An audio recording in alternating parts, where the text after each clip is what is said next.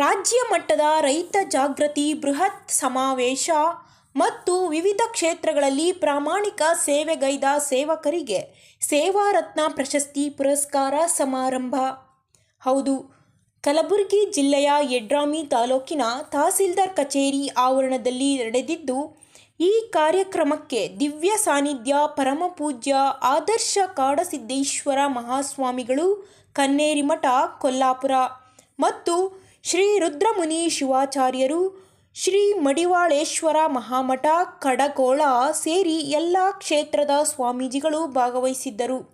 ಹಾಗೂ ಕೋಡಿಹಳ್ಳಿ ಚಂದ್ರಶೇಖರ್ ರಾಜ್ಯಾಧ್ಯಕ್ಷರು, ಕರ್ನಾಟಕ ರಾಜ್ಯ ರೈತ ಸಂಘ ಹಾಗೂ ಹಸಿರು ಸೇನೆ ಬೆಂಗಳೂರು ಇವರ ಅಧ್ಯಕ್ಷತೆಯ ಜೊತೆಗೆ ಇನ್ನು ಕಾರ್ಯಕ್ರಮದಲ್ಲಿ ಹಲವಾರು ಸಂಘಟನಾಕಾರರು, ಹಿರಿಯ ಮುಖಂಡರು ಹಾಗೂ ರೈತ ಸಂಘಟನೆಯ ಎಲ್ಲ ತಾಲೂಕು ಪದಾಧಿಕಾರಿಗಳು, ಹಸಿರು ಸೇನೆ ತಾಲೂಕು ಮತ್ತು ಹುಬ್ಬಳ್ಳಿ ಘಟಕದ ಎಲ್ಲ ಪದಾಧಿಕಾರಿಗಳು ಈ ಕಾರ್ಯಕ್ರಮದಲ್ಲಿ ಭಾಗವಹಿಸಿದ್ದರು.